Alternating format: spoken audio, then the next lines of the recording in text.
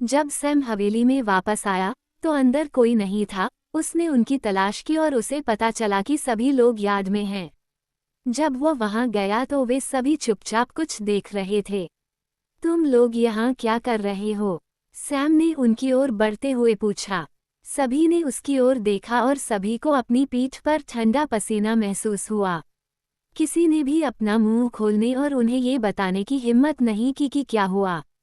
जब उसने देखा कि वे क्या देख रहे हैं तो उसकी दुनिया थम सी गई। आंगन में खून का एक पूल है जिससे हरी घास लाल हो गई है और पूल के केंद्र में दो पैंथर बेहोश पड़े हैं। उनके 4 पैर कटे हुए हैं और पैर उनके साथ ही फेंक दिए गए हैं। उनकी अभिव्यक्तियां दर्द और निराशा से भरी हैं। सैम को लगा कि उसका खून ठंडा हो गया है। उसने दोनों तेंदुओं को देखा और अपनी मुट्ठियां भींच लीं। समूह के बाकी सभी लोगों ने सैम से निकलने वाले हत्या के इरादे को महसूस किया। उन्हें लगा कि हवा स्थिर हो गई है। वे सैम से खून की लालसा को लगभग सूंघ सकते हैं, मानो अब वह खून के लिए तरस रहा हो। अगर सैम को उनके विचारों के बारे में पता होता तो वह निश्चित रूप से सहमत होता। वह वास्तव में मारने के लिए तरस रहा है और खून के लिए तरस रहा है। जब से वह इस दुनिया में आया है तब से उसे मारने की इतनी इच्छा कभी नहीं हुई। समूह के बाकी सदस्यों को सैम की आभा से घुटन महसूस हो रही थी, मानो वह किसी भी क्षण खून बहा देगा। धीरे धीरे एक कदम पीछे हटने पर उनके पैर कमजोर महसूस हुए। उन्हें उम्मीद थी कि सैम क्रोधित हो जाएगा, उन्मत्त हो जाएगा और उन्हें श्राप देगा। लेकिन उन्होंने कभी यह उम्मीद नहीं की थी कि वह इतने शांत होंगे। लेकिन ये शांति उनके लिए अन्य सभी परिदृश्यों से भी अधिक खतरनाक है। सैम धीरे धीरे पैंथर्स के शवों के पास गया और उनकी स्थिति की जांच की। ये पुष्टि करने के बाद कि वे दोनों अभी भी जीवित हैं, सैम ने पैरों को स्थिति में रखा और एक एक करके ठीक करना शुरू कर दिया। ऐसा लगता है कि हमलावर ने हाल ही में ऐसा किया है। उनके पैर अभी भी गर्म हैं और जुड़ने की स्थिति में हैं। समूह ने घबराहट से उसकी ओर देखा।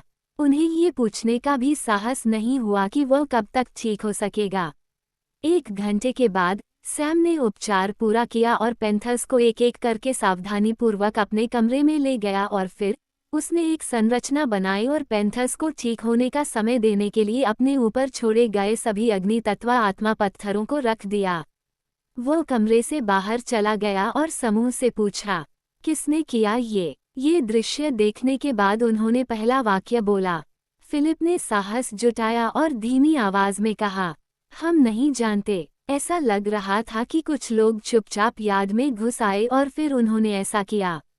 हमें इसका पता तभी चला जब हमने गुर्राने की आवाजें सुनी। वाक्य के अंत तक फिलिप की आवाज लगभग मच्छर भिनभिनाने जैसी लग रही थी। अब आप लोग जा सकते हैं, सैम ने कहा और कमरे में चला गया। वहां वह कनेक्टेड स्टडी में बैठ गया और छाया चूहों को बुलाया। केवल 4 चूहे आए। क्या हुआ? सैम ने उदास आवाज में पूछा। चीख चीख बॉस, काले कपड़े पहने एक आदमी आया। उसका साधना स्तर आपसे ऊंचा है। वह छाया की तरह आया और छाया की तरह चला गया। नंबर 3 ने उसके बारे में जानकारी प्राप्त करने के लिए उसका पीछा किया। चूहों में से एक बोला। सैम ने चूहों को 1 से 10 तक की संख्याओं के साथ नाम दिया। उसने उन्हें विदा किया और धैर्यपूर्वक वहीं इंतजार किया। कुछ देर बाद किसी ने दरवाजा खटखटाया। दस्तक दस्तक। सैम ने दरवाजा खोला और केली को वहां खड़ा देखा।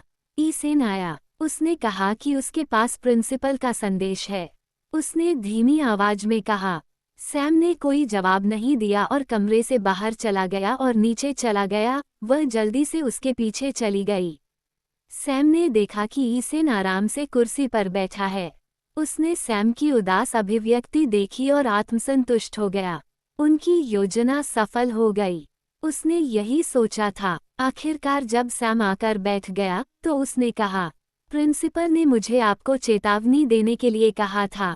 अपने अहंकारी रवैये से मिलने वाले हर व्यक्ति को नाराज न करें। इस दुनिया में कुछ लोग हैं जिन्हें आपको भड़काना नहीं चाहिए। ऐसे लोग होंगे जो आपको सबक सिखाएंगे। वे ऐसा नहीं करते हैं। मुझे इसकी परवाह नहीं है कि आपकी स्थिति क्या है। जब सभी ने ये शब्द सुने तो उन्हें भ्रम हुआ, लेकिन उन्होंने कुछ नहीं कहा। लेकिन सैम ने अपनी आंखें सिकोड़ ली और ठंडी निगाहों से ईसेन की ओर देखा।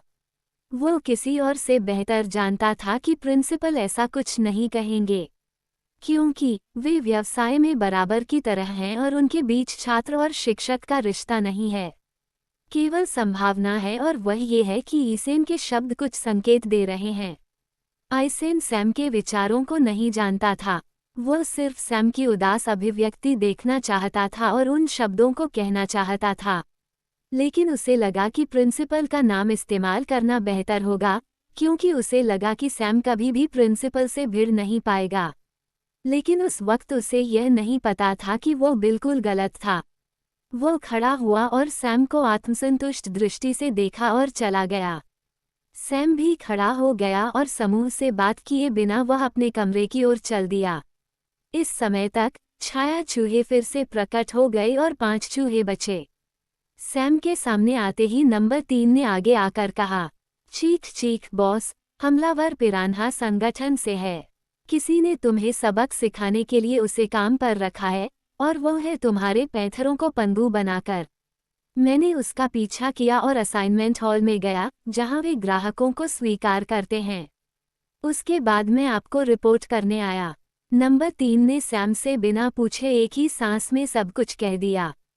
सैम ने सिर हिलाया और बाकी चूहों को आयाम से बाहर भेज दिया और कहा, आज से आप लोगों का केवल एक ही कर्तव्य है, पता लगाएं कि पिरान्हा के ठिकाने और मुख्यालय कहाँ हैं।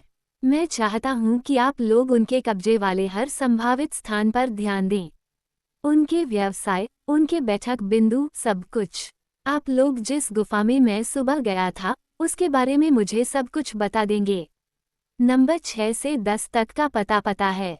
आपके पास टूर्नामेंट खत्म होने तक का समय है।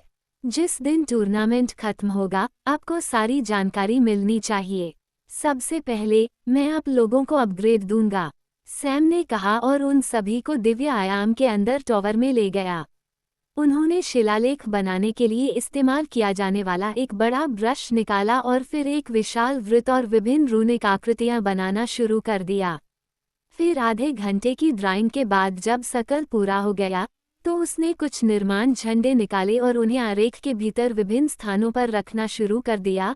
काफी देर के बाद उसने 1000 से अधिक डार्क एलिमेंट स्पिरिट स्टोन निकाले और लगाए उन्हें आरेख के अंदर विभिन्न स्थानों पर। वो एक ऐसे स्थान पर खड़े हुए जो उस नोड के समान है जिसका उपयोग उन्होंने एक शिलालेख में खड़े होने के लिए किया था और आध्यात्मिक ऊर्जा को तटस्थ रूप में इंजेक्ट किया। नंबर 1, घेरे में खड़े हो जाओ, उसने आदेश दिया और चूहा चित्र के मध्य में आकर खड़ा हो गया। आरेख सक्रिय हो गया और गहरी तात्विक ऊर्जा तात्विक स्पिरिट पत्थरों से रिसने लगी और माउस में प्रवेश करने लगी। चूहा अपने शरीर में प्रचंड मात्रा में आत्मा ऊर्जा के प्रवेश और फिर रक्त प्रवाह को देखकर कांप उठा। इसने रक्त को शुद्ध करना शुरू कर दिया क्योंकि इसके छिद्रों से असंख्य मात्रा में काले कण रिसने लगे।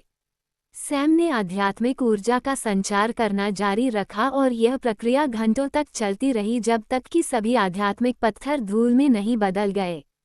सैम बेहोश हो गया और चूहा अंधेरी रोशनी से बाहर आ गया। उसका फर गहरा और अधिक सुस्वादु हो गया। इससे निकलने वाली आभा अपने बाकी साथियों से अधिक श्रेष्ठ होती है। बाकी चूहे उत्तेजित हो गए और फिर उन्होंने बेहोश सैम को देखा और चिंतित हो गए। वे उसके उठने का इंतजार करने लगे। कुछ देर बाद सैम उठा, उसने कुछ स्पिरिट स्टोन निकाले और उसकी ऊर्जा को बेतहाशा सोखने लगा। उन्होंने जिस तकनीक का उपयोग किया, वह ब्लडलाइन शोधन और विकास मैनुअल का एक हिस्सा है। इसका उपयोग रक्त रेखा को शुद्ध करने के लिए किया जाता है। खुद को ऊर्जा से रिचार्ज करने के बाद उन्होंने डार्क एलिमेंटल स्पिरिट स्टोन का एक और बैच रखा और दूसरे माउस के साथ आगे बढ़े। ये प्रक्रिया टावर में घंटों तक दोहराई गई और बाहर भोर दिखाई दी। जब उसने सभी चूहों का शोधन पूरा कर लिया, तो वह आयाम से बाहर आया और उन्हें काम पर भेज दिया। वह नहाया और फिलिप तथा अन्य लोगों को देखने के लिए बाहर गया। मैं एकांतवास में जा रहा हूँ, मैं प्रतियोगिता के दिन सीधे अकादमी आऊँगा। उसने उसके उत्तर की प्रतीक्षा नहीं की और हवेली से बाहर चला गया। प्रतियोगिता के लिए 5 दिन हैं। वह जल्द से जल्द स्काई को पूरी तरह से ठीक करना चाहता है और साथ ही उसके साथ एक अनुबंध भी बनाना चाहता है। लेकिन उसके पहले ईसेन को यहाँ बुलाओ। सैम प्रिंसिपल से मिलने गया। सैम के ठंडे मूड से प्रिंसिपल को थोड़ा अजीब लगा, लेकिन उन्होंने कुछ नहीं पूछा और किसी को ईसेन को बुलाने के लिए भेजा। जब ईसेन कमरे के अंदर आया और सैम को ऐसे बैठा देखा जैसे वो प्रिंसिपल के सामने की जगह का मालिक हो, तो उसे एक बुरा आभास हुआ। सर, आपने मुझे बुलाया। प्रिंसिपल ने कुछ नहीं देखा और सैम की तरफ देखा।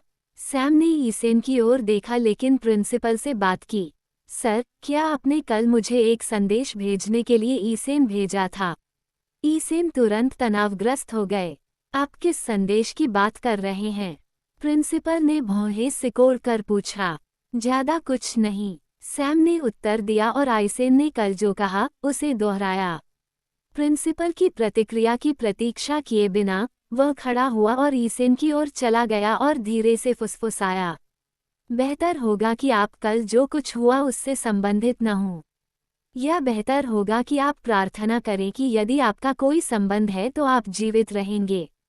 जब सैम ने ये शब्द कहे तो प्रिंसिपल ने भी धीरे से सुना और तुरंत पूछा, सैम, क्या हुआ? हम इस पर बात कर सकते हैं। ठीक है सर। कल ईसेन के मेरी हवेली में आने से पहले किसी ने चुपके से आकर मेरे पैथरों के अंगों को काट दिया था, सैम ने कहा और उसके उत्तर की प्रतीक्षा किए बिना चला गया। प्रिंसिपल को कुछ समझ आया और उन्होंने तुरंत ईसेन की ओर देखा और पूछा, क्या आप इससे संबंधित हैं? गुस्से से उसकी आवाज ठंडी हो गई। नहीं सर, वो सिर्फ मुझे बदनाम कर रहा है। ईसेन ने तुरंत स्वीकार करने से इनकार कर दिया। वो ऐसा क्यों करेगा? प्रिंसिपल ने और भी ठंडे स्वर में पूछा। वो शायद उसे मुझसे जलन हो रही होगी क्योंकि तुमने मुझे टीम का लीडर बनाया है। थोड़ा सोचने के बाद ईसेन बोल पड़ा।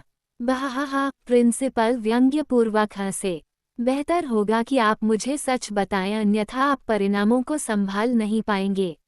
आपने शायद उसकी प्रवेश परीक्षा नहीं देखी होगी, लेकिन उसने कुलीन परिवारों के साथ वरिष्ठ लोगों की हत्या कर दी, सिर्फ इसलिए क्योंकि वे उसे कमीने कहते थे।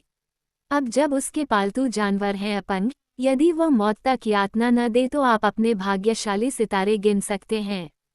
ये सुनकर ईसेन के चेहरे का रंग उड़ गया। उसने नहीं सोचा था कि सैम इतना निर्दयी था। भले ही उसने अकादमी में कुछ अफवाहें सुनी, उसने बस सोचा कि वे अतिशयोक्ति कर रहे हैं और उन्हें नज़रअंदाज कर दिया। उसे डर लगने लगा। भले ही वह अब सैम से अधिक मजबूत है, वह सैम से 5 साल बड़ा है और सैम की तुलना में उसका सुधार बहुत धीमा है। हो सकता है कि उसे खतरा न हो, लेकिन भविष्य में क्या होगा?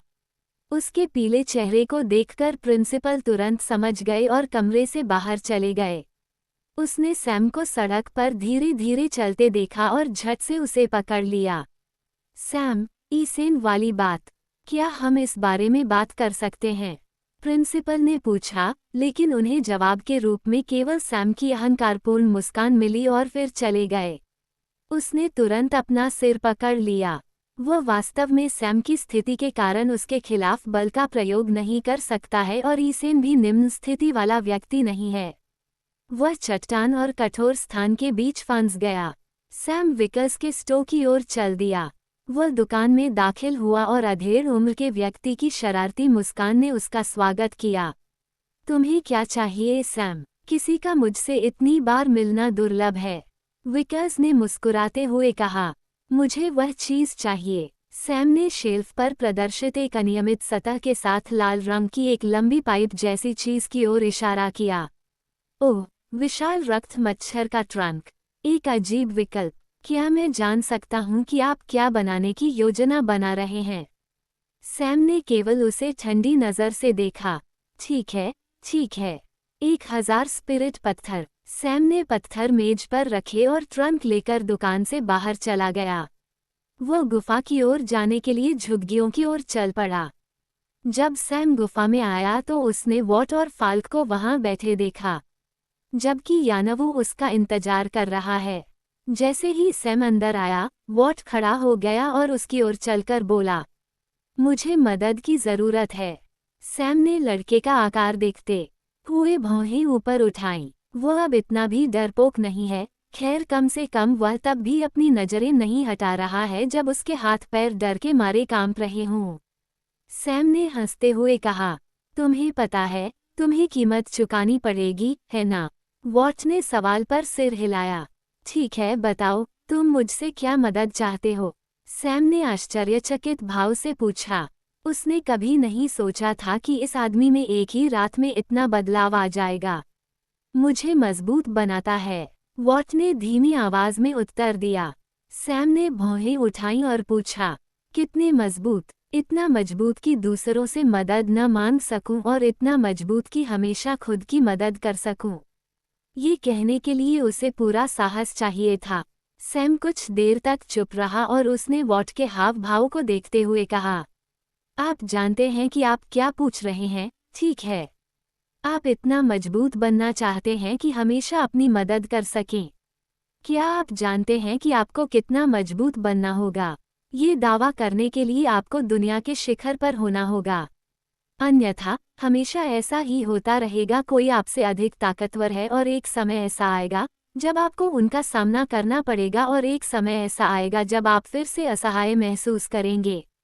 ध्यान से सोचें। सैम यानवों और आकाश की ओर चला और जैसे ही वह बोलने ही वाला था, वॉट नीचे से चिल्लाया, तो उसे मजबूत बनाओ, मुझे शिखर तक ले चलो।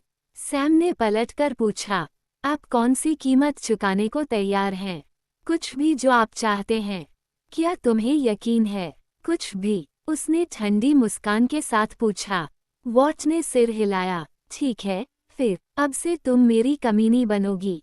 मैं तुम्हें संसाधन, अवसर और ताकत दूंगी। बदले में तुम मेरी कमीनी बनोगी और तुम केवल मेरी कमीली बनोगी। तुम्हें इसके अलावा किसी के आदेशों का पालन नहीं करना है। मेरा भले ही दूसरा पक्ष स्वयं सम्राट या स्वर्ग का शासक हो, उनकी बातें कुछ भी नहीं होंगी। यदि मैं तुम्हें मारने के लिए कहूँ तो तुम ऐसा करोगे। यदि मैं तुम्हें लड़ने के लिए कहूँ तो तुम ऐसा करोगे। क्या तुम तैयार हो इस कीमत का भुगतान करने के लिए? सैम ने अपने चारों ओर एक ठंडी आभा के साथ कहा। उसकी पीठ सीधी और हाथ उसकी पीठ के पीछे, उसके सुंदर चेहरे के साथ वह राजसी लग रहा था, जैसे कि वह इस दुनिया की किसी भी चीज से बेहतर हो। मैं तैयार हूँ, वॉट ने कहा। मैं आपकी आवाज नहीं सुन सकता, क्या आप इच्छुक हैं? सैम ने आवाज ऊंची करते हुए पूछा।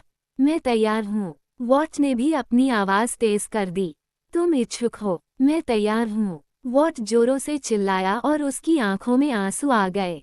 यह एकमात्र अवसर है जब उन्होंने अपने जीवन में पहली बार स्वतंत्र और साहसी महसूस किया।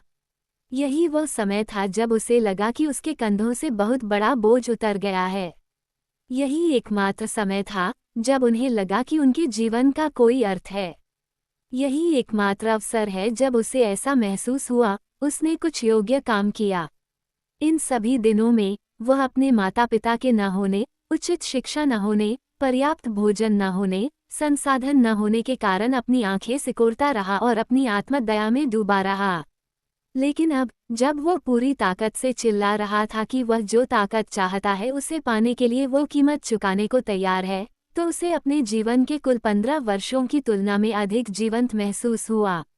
सैम उसकी ओर बढ़ा और उसके कंधों को थपथपाते हुए कहा, आज से तुम झुग्गियों में रहने वाले अनाथ नहीं हो, बल्कि मेरे अधीनस्थ हो।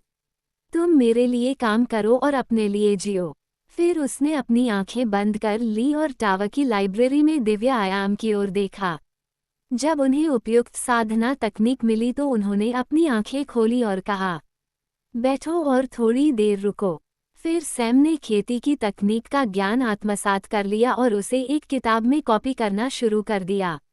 आधे घंटे की तेजी से लिखने के बाद अंततः उन्होंने पुस्तक समाप्त की और पुस्तक को आगे बढ़ा दिया। इस तकनीक को पशु योद्धा साधना तकनीक कहा जाता है, जो पवन तत्व के जादूगर के लिए उपयुक्त है, जिसके साथ पवन तत्व का एक जानवर साथी है। मैनुअल को याद रखें और इसे तुरंत नष्ट कर दें। किसी भी परिस्थिति में आपको इसे साझा नहीं करना चाहिए। मैनुअल की जानकारी किसी के पास नहीं। सैम एक पल के लिए रुका और उसे स्थानिक वलय दे दिया। इस अंगूठी में कुछ सामान्य स्पिरिट पत्थर हैं। विकर्स की दुकान पर जाएं और इसे पवन तत्व स्पिरिट पत्थरों से बदल लें। उसे बताएं कि सैम ने तुम्हें भेजा है। उस बदलाव से पहले धो लें और अपनी पोशाक बदल लें। सैम ने सामान्य बनियान और पैंट का एक सेट दिया जो वह आमतौर पर पहनता है। वॉट ने अंगूठी और पोशाक ली और तेजी से बाहर चला गया। सैम ने दुबली आकृति को देखा और मुस्कुराया। उन्होंने उसे जो पशु योद्धा खेती दी, वह लिंक तियान द्वारा बनाई गई एक अनोखी खेती तकनीक है। दरअसल वह अब जिस मैरियड बीस्ट ब्लडलाइन तकनीक का इस्तेमाल कर रहा है, वह भी एक खास तरह की बीस्ट वॉरियर तकनीक है। इस प्रकार की साधना तकनीक जब किसी जादूगर द्वारा विकसित की जाती है, तो वो एक जानवर के साथ एक अनुबंध करेगा और उसके साथ खेती करेगा और साथ ही उसका शरीर उसी स्तर पर जानवर के समान मजबूत होगा, जिससे उसे योद्धा के गुण भी मिलेंगे। सैम की तरह इससे न केवल साधना की गति बढ़ेगी, बल्कि बेहतर आध्यात्मिक ऊर्जा और तात्विक सम्मिलन की संभावना भी बढ़ेगी। यदि कोई गुप्त कलाएं हों तो उनका भी उपयोग किया जा सकता है। वह पलटा और यानवू से कहा, चलो काम पर लग जाओ। सैम ने ऊर्जा के उतार चढ़ाव को छुपाने के लिए कुछ निर्माण झंडे निकाले और एक संरचना बिछाई और फिर उसने एक और संरचना बनाई। ये गठन कोई नियमित गठन नहीं है जिसे किताबों में देखा जा सके। ये गठन सैम ने स्वयं बनाया है। उन्होंने गठन के बीच में विभिन्न रन बनाना शुरू कर दिया। यह एक विशेष प्रकार का सीलिंग शिलालेख है जिसे सैम ने बार बार प्रयोग करके बनाया है। ये शिलालेख एक स्क्रॉल पर किया गया है और यह संरचना के साथ काम करता है। इस प्रक्रिया में गठन के भीतर सैम एक मौलिक हमले को नियंत्रित करेगा या वह स्वयं एक मौलिक हमला शुरू करेगा, जबकि गठन के माध्यम से शिलालेख सकल को आध्यात्मिक ऊर्जा प्रदान करेगा। वह हमले को केंद्र में स्क्रॉल की ओर निर्देशित करेगा और स्क्रॉल में हमले को सील कर देगा। आमतौर पर हमले के शिलालेख सामान्य शिलालेखों द्वारा रून आरेखों के विभिन्न संयोजनों का उपयोग करके किए जाते हैं जो हमले के हाथ की मुहरों के आधार पर बनाए जाते हैं। लेकिन सैम ने ये तकनीक केवल इसलिए बनाई क्योंकि उसके हमले पारंपरिक नहीं थे और इसके बजाय वह उस विज्ञान पर आधारित था जिसे वह जानता था।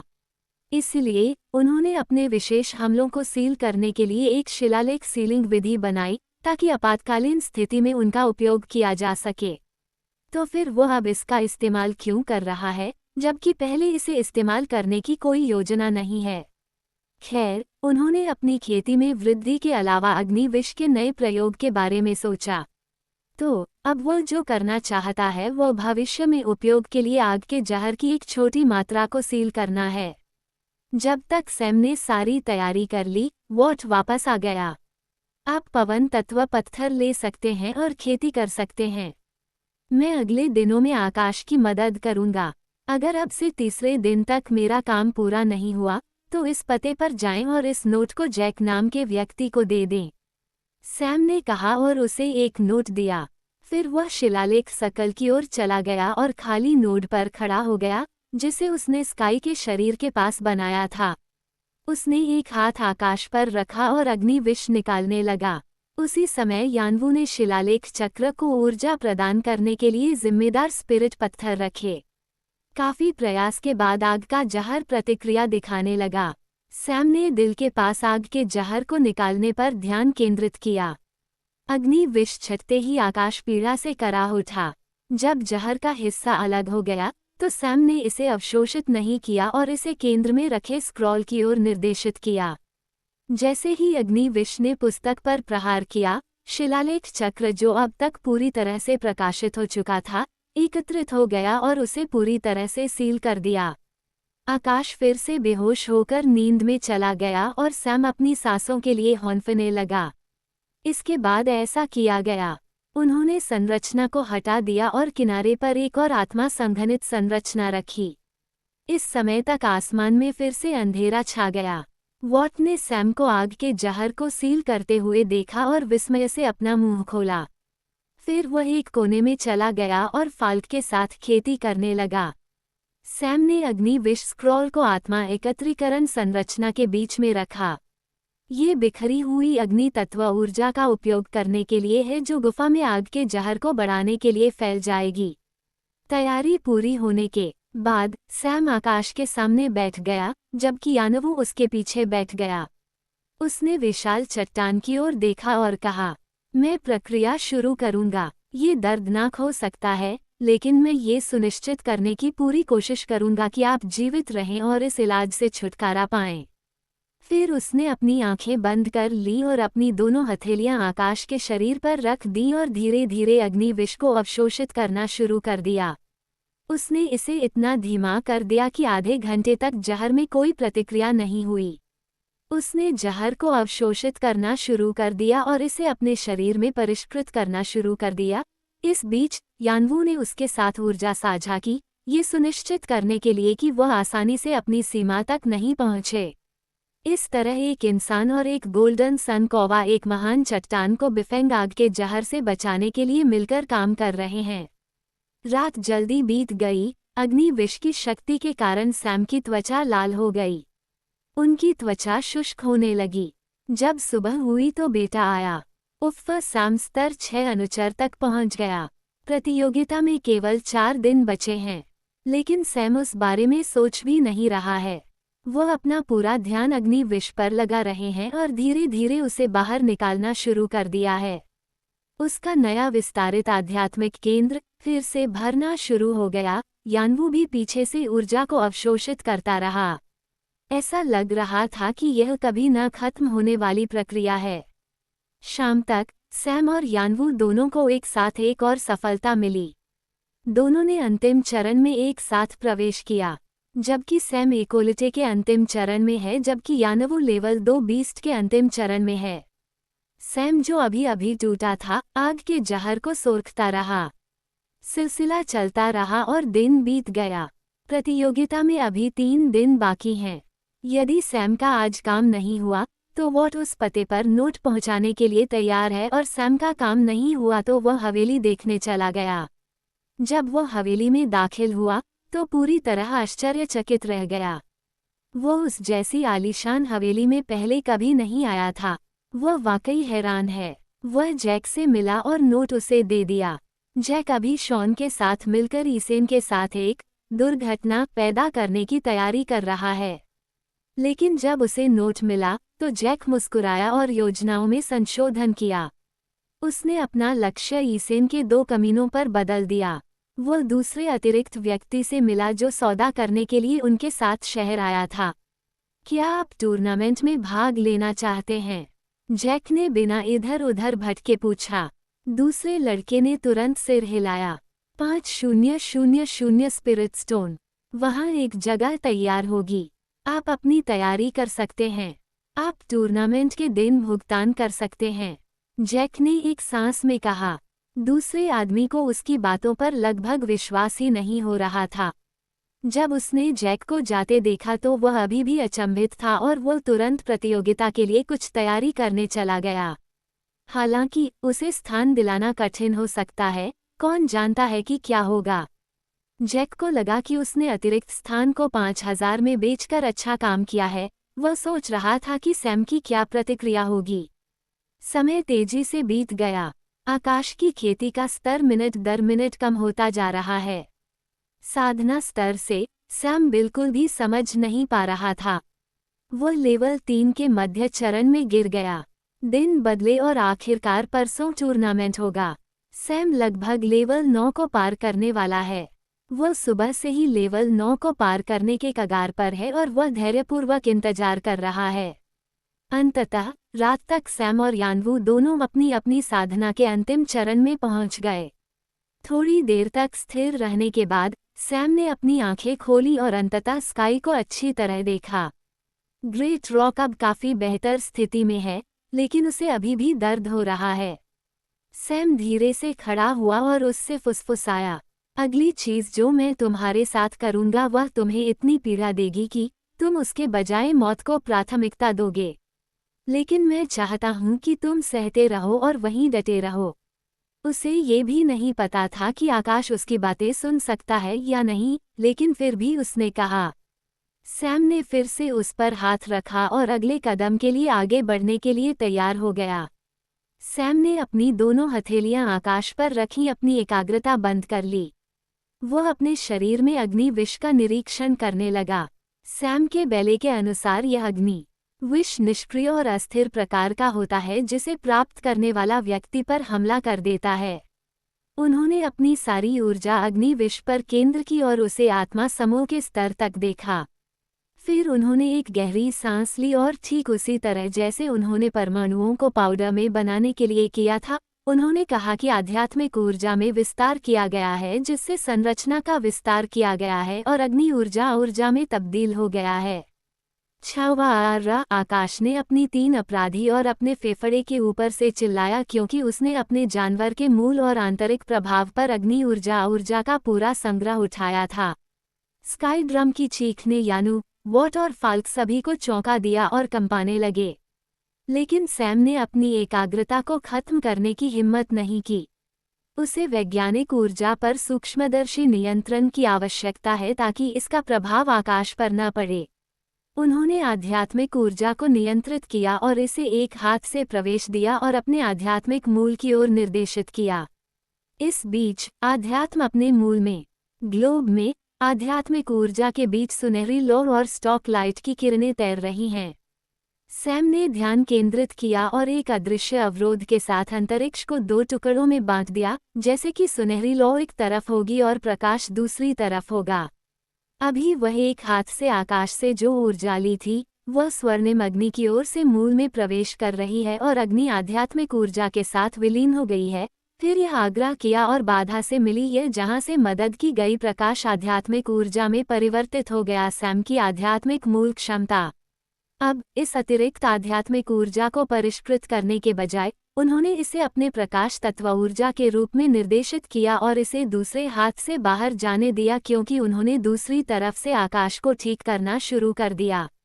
इस तरह वह अग्नि विष की मदद से आकाश को ठीक कर रहा है जो उसे नुकसान पहुंचाने के लिए है। आकाश ने कुछ समय बाद अपनी नाटकीय चीखें बंद कर दी क्योंकि आग की तात्विक ऊर्जा, जो प्रचंड रूप से चल रही थी, थोड़ी स्थिर हो गई और सैम के हाथ की ओर से प्रस्तुति लगी और प्रकाश तात्विक ऊर्जा के उपचार के प्रभाव से उसे जल्दी ही कुछ राहत महसूस हुई। रात बीत गई। सैम अभी भी अपनी जगह पर है। पूर्ण एकाग्रता के साथ अपनी इच्छाएं पूरी करते हुए उसे बहुत खुशी मिल रही है। अग्नि तत्व ऊर्जा की मात्रा कम हो गई, उसके लिए समान रूप से अधिक सांद्रता की आवश्यकता थी। उनकी खूबसूरत नसें उभरी और नाक से निकलीं। उसका चेहरा पीला पड़ गया और वह नोट से हो गया, लेकिन उनका ध्यान भटकाने की बात नहीं हुई। वह यहीं रुकी और इलाज जारी रखा। जल्द ही स्काई के चेहरे पर कोई दर्द नहीं हो रहा, उसकी जगह राहत मिल गई। उसके शरीर पर स्पष्ट जलन ठीक होने लगी। बावली को उनकी चमक वापस मिल गई। धीरे धीरे नारी नाटकीयता अपनी जीवंतता पुनः प्राप्त कर ली।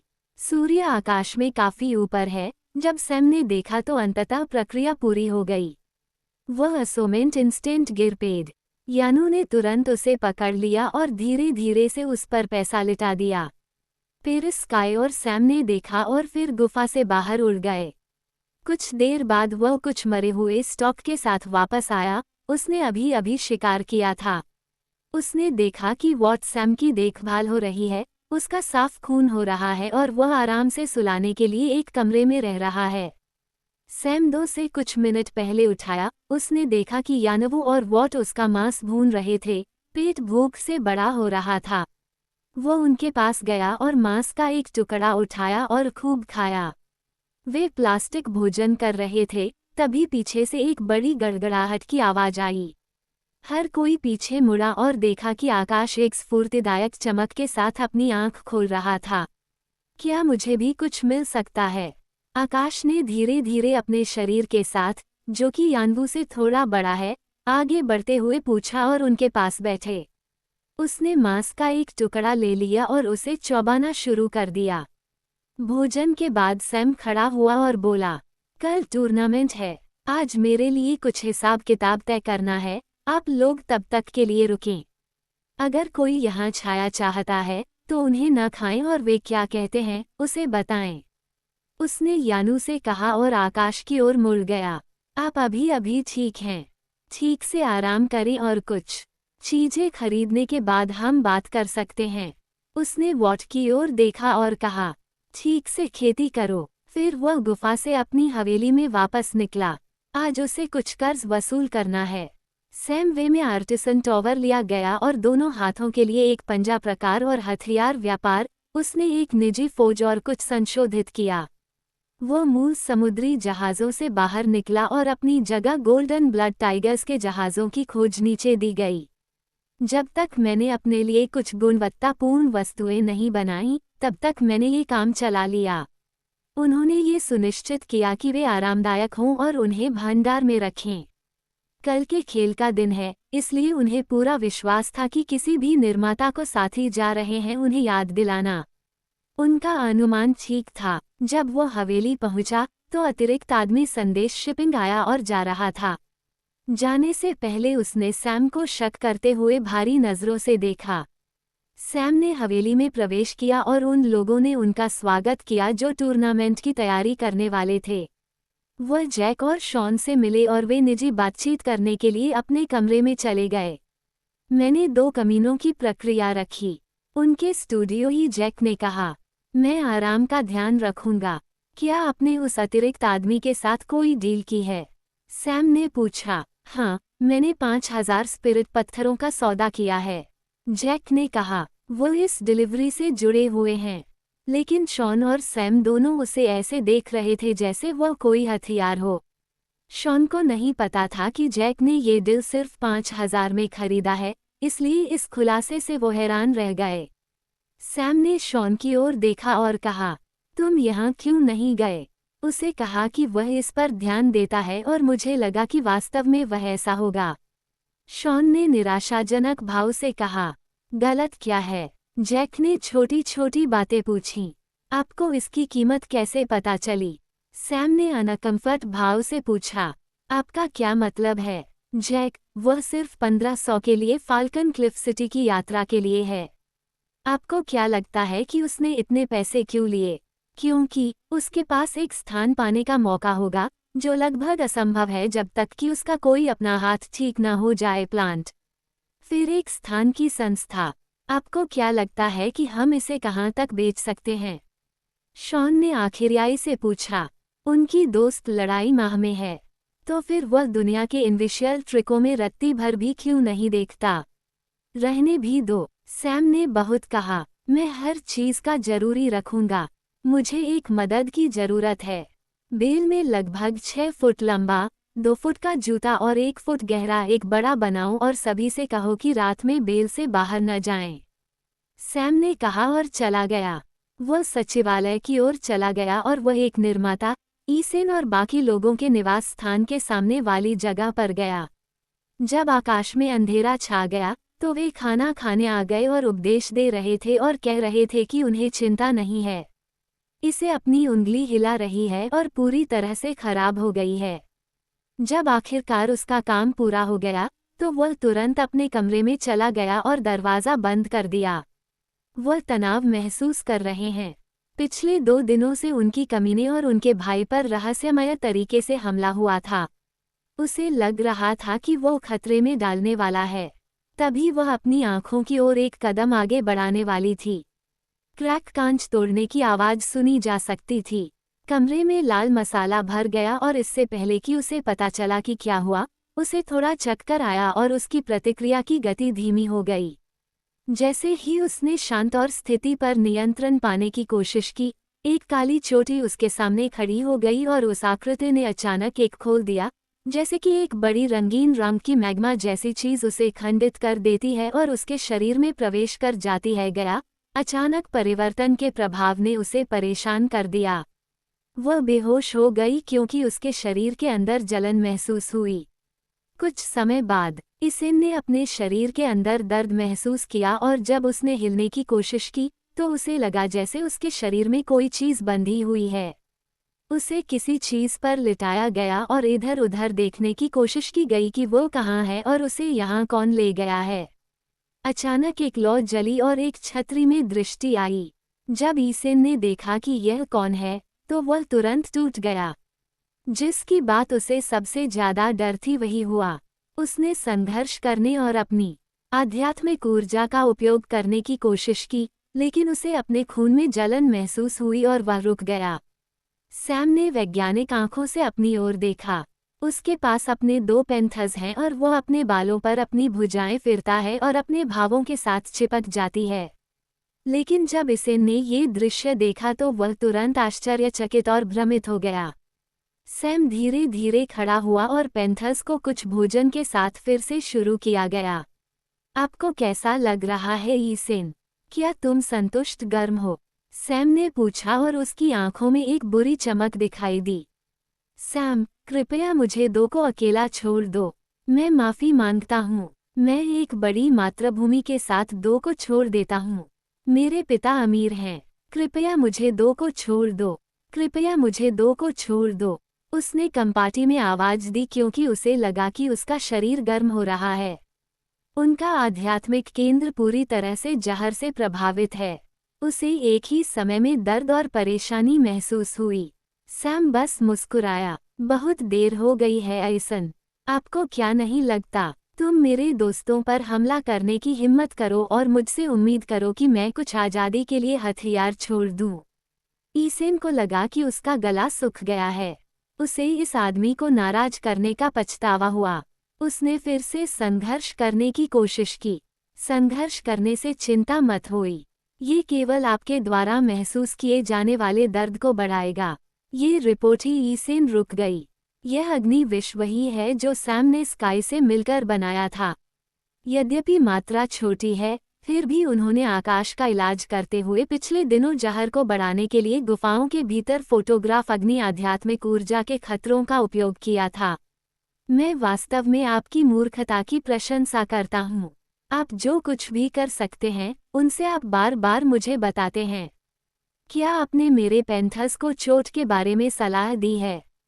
टैब में सफलता में उनकी सहायता के लिए आपका उपयोग करेगा, सैम ने कहा और एक छोटा सा आग का गोला अपनी ओर फेंक दिया।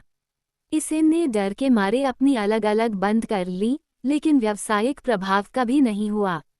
जैसे ही उसे अपनी पीठ में जलन महसूस हुई, उसने धीरे धीरे से अपनी आंखें बंद कर लीं। उसने अपने आखिरी दोस्त और सैम की बुरी मुस्कान को देखा। उसे लगा कि वो उस पर गोदाम स्थापित कर रहा है। उसे आग से अंत तक के ऊपर लिटा दिया गया। उसे जिंदा प्यास जा रहा है। ये विचार उसने ही उसे रसातल में गिरा दिया। सैम ने अपने भंडार से लाल तरल की एक बोतल निकाली और इसे ईसेन पर शुरू कर दिया और कहा, मैं नहीं चाहता कि मेरे पैंथर्स को मानव मांस की आदत हो। यही कारण है कि आपकी मैंने गंध को छुपाने के लिए टुकड़ों के खून का ये विशेष कॉकटेल बनाया है। आप ऐसे मेरे पैंथर्स के लिए टॉनिक भोजन हो और उन्हें सफलता में सहायता मिले। आपकी सेवा के लिए धन्यवाद। फिर उसने इसेन को पलट दिया ताकि उसका अगला हिस्सा आग को छू सके। जब उसे मुर्गे के पंख की तरह कुरेया जा रहा था तो इसेन जोर जोर से चिल्लाने लगा, ओन्हियो, प्ली, सा, आमाम। लेकिन वैली के बाकी लोगों ने उसकी चीख नहीं सुनी, क्योंकि सैम ने यहाँ जो कुछ भी छुपाया था, उसे छुपाने के लिए एक ध्येय का इच्छा रखा हुआ था। सैम ने अपनी फ्लिपिंग उसी समय रोकी जब ईसेन की अंतिम सांस बची हुई थी। मध्यम दुर्लभ, आप लोग इसमें खुदाई कर सकते हैं, सैम ने ईसेन को 2 तेंदुओं की ओर उछालते हुए कहा। विभिन्न टुकड़ों के खून की गंध सूंघते ही दोनों ने तुरंत खाना शुरू कर दिया, जबकि ईसेन ने खुद दर्द में चिल्लाने की सारी ऊर्जा खो दी, जब उसे लगा कि दांत और बेचैनी उसके झुलसे हुए मांस को बाहर निकाल रहे हैं, जो जिंदा खा गए जा रहा है। फिर अपनी आखिरी सांस से पहले उसने सैम की आवाज सुनी, चिंता मत करो, तुम अकेले नहीं रहोगे, फिर भी जल्द ही साथ आओगे। इन शब्दों में उनकी मृत्यु के साथ बड़े पैमाने पर काम करने वालों को सदमा लगा। सैम उस रात शांति से सोया। पैंथर्स के साथ जो हुआ उसके बाद यही एकमात्र मौका है जब उसे थोड़ी शांति महसूस हुई। जब वह अपने आरामदायक घर में सोने के लिए गया तो उसका मन थोड़ा शांत हो गया। अगले दिन सुबह सुबह सूरज उगने से पहले ही कई खटखट की आवाज़ों से उसकी नींद खुल गई। जब वह बाहर गया तो उसने फिलिप को वहां खड़ा देखा। सैम मकर आए। उन्होंने कहा कि उनसे कुछ सीख बात करनी है। फिलिप घबराया हुआ लग रहा था। सैम ने बस सिर हिलाया और नीचे चला गया और राजकुमारी को देखा, जो उदास चेहरे के साथ एक कुर्सी पर बैठे थे। जब सैम उसके सामने बैठा तो उसने गहरी सांस ली और पूछा, सैम, यह क्या किया? बिल्कुल क्या सर, सैम ने नामांकन किया उत्तर दिया। जब उसने सैम की तस्वीर देखी, जिसमें दोस्ती और शीतलता का कोई संकेत नहीं था, तो वह उस व्यक्ति से खुद को जोड़ने में भी सक्षम नहीं था। कुछ दिन पहले देखा था जब उसने उसे ईसेन के संदेश के बारे में बताया था। उसे तुरंत समझ आ गया कि यह युवा किससे कितनी भावुक बात हो रही है। तुम इतनी दूर क्यों चले गए? हम इस पर बात कर सकते हैं। क्या तुम इतनी छोटी छोटी बात को इस हद तक ले गए हो? मामा ने उदास भाव से पूछा। इस प्रतियोगिता के लिए ईसेन एक अच्छा उम्मीदवार है। वह न केवल अपनी उम्र के हिसाब से अच्छी खेती करने वाले व्यक्ति हैं, बल्कि वह सहायक उपकरण में भी विशेषज्ञता रखने वाले व्यक्ति हैं। वह अब रोस्टर पर एक बेहद मूल्यवान व्यक्ति हैं, लेकिन वह अपने वैज्ञानिक हितैषी श्रमिकों के कारण ऐसे ही काम करता था। वह सैम से भी दस्तावेज है। हालांकि वो उसके मोटर को समझ सकता है, लेकिन उसने कभी यह नहीं सोचा कि वो उस व्यक्ति को सिर्फ इसलिए मार देगा क्योंकि उसके पेट पर हमला हो गया था। यदि वे मारे गए, तो वह समझ सकते हैं। वे बुरी तरह घायल हो गए। यदि सैम के अलावा कोई और व्यक्ति होता है, तो वे एक बड़ी बेरोजगारी लेते हैं और इस मामले को जाने देते हैं। आखिरकार, बेहद शक्तिशाली जानवर जिन्हें आप खरीद सकते हैं। कोई भी सामान्य सैनिक ऐसा चाहता है। कम से कम, वह स्वयं तो ऐसा ही चाहेगा। लेकिन सैम के जवाब ने उसे चौंका दिया। ईमानदारी से कहूँ तो सर, मैं कहता हूँ, मैं हर छोटी छोटी बात को इस हद तक ले गया हूँ। छोटी सी चकित बोली बोली। वह रोस्टर का एक मुख्य हिस्सा है। उसका उपयोग शहर के लिए कुछ वास्तविक परिणाम प्राप्त करने के लिए किया जा सकता है। क्या आपने कम से कम सोचा है कि आपने क्या किया है? यह अकादमी और शहर के लिए कितना नुकसान है, और मुझे इसकी कीमत क्यों बतानी चाहिए? इस बार प्रोडक्शन ही नहीं बाकी टीम भी हैरान रह गई। पहले तो वे असमंजस में थे, लेकिन उन्हें कुछ समझ आया कि यह सैम और किसी और से संबंधित चर्चा है, जिसमें टीम का हिस्सा शामिल था, लेकिन सैम के कारण ऐसा नहीं हो सका। लेकिन सैम ने जो कहा उससे वे भ्रमित होने के बजाय स्तब्ध रह गए। उसका क्या मतलब है? मुझे इसकी विशेषता क्यों बतानी चाहिए? वह जोर जोर से रोने वाली यह सन की टीम का हिस्सा है। यह विचार हर किसी के मन में रहता है। कंपनी को बोलने का मौका दिए बिना सैम ने बात जारी की। शायद आप भूल गए, मुझे आपको दिल दून याद है। ये हम दोनों के बीच बिजनेस डील का एक हिस्सा है। आपने मुझे भुगतान किया है और मैं आपकी अकादमी की ओर से प्रतियोगिता में भाग लूंगा। दिल में यह शामिल नहीं है कि मैं आपकी छात्रों की किसी भी बात को सुझाव देने के लिए मुझे फासों और डिजाइन पर जाने दे ताकि वे मेरे ऊपर से गुजरे हुए सामान पर जाएं। आप यहाँ मुझसे पूछ रहे हैं कि मैंने ऐसा क्यों किया? उसने शहर के सबसे चर्चित संगठन में काम किया था, जो मेरे पेट पर रखा गया था। सैम ने गंभीर स्वर में पूछा। सौम्या का मॉडल बदला गया, लेकिन मैं हथियार मुआवजा दे देता हूँ। आप उन्हें ठीक कर सकते हैं या आप उन्हें सबक सिखा सकते हैं। वो हद तक क्यों? यूनिवर्सिटी ने खिन्न स्वर में पूछा। सैम बस मुस्कुराया। फिर उसने एक तलवार ली और एक निर्माता के अवशेषों को नष्ट कर दिया। फिर उसने स्पिरिट स्टोन से एक बैग ले लिया, जो उसके भंडार से बहुत अधिक लग रहा था, और हथियारों पर रख दिया। उसने सीधे तौर पर इंजीनियर की आंखों में देखा और कहा, 200,000 स्पिरिट स्टोन। क्या आप कृपया अपना हाथ छोड़ देंगे? आप मरहम वाले के पास अपना हाथ ठीक कर सकते हैं और मैं आपको इसका भुगतान भी कर दूंगा। आप क्या चाहते हैं? ऐसा लग रहा था जैसे सभी कुछ मसालों पर ही जाम हो गया हो। सभी छात्रों को अपना खून ठंडा महसूस हुआ। जैसे जैसे सैम की आह गर्मी जा रही थी, टीचर भी उससे मिलने आ रही थी। बुजुर्ग कल्टीवेटर के प्रेशर में भी सैम ने अपनी नजरें नहीं हटाईं और सीधे ऑस्ट्रेलियन की आंखों में देखा। वह डेयरडेविल क्यों है? क्योंकि वह जानता था कि उस पर हमला नहीं किया गया था। कोई अन्य विकल्प नहीं है। सैम को केवल यही उम्मीद है, अगर उसे इस टूर्नामेंट के माध्यम से कुछ लाभ प्राप्त हो। मास्टरमाइंड ने खुद को शांत करने की पूरी कोशिश की और सुराग लेकर चला गया। जो कुछ हुआ, हुआ। मुझे आशा है कि सैम तुम अपना अभिनय पूरा करोगे। मैं थोड़ी देर में अकादमी में तुम सबसे मिलूंगा। फिर वह ग्रुप की ओर से बिना देखे ही चला गया। सैम ने भी कुछ नहीं कहा और ताज़ा होने के लिए अपने कमरे में चला गया। वह अपनी सामान्य काली बनियान और कोट में बदल गई और नीचे चली गई। अब तक ग्रुप के सभी सदस्य के लिए तैयार हैं। ग्रुप ने फाल्कन क्लिफ एकेडमी की ओर प्रस्थान किया और अपनी पैदल यात्रा शुरू की। फाल्कन क्लिफ अकादमी भी फाल्कन क्लिफ शहर के उत्तरी क्षेत्र का हिस्सा है। सैम और उसका समूह यहाँ आए और स्टारवुड शहर के लोग बैठे।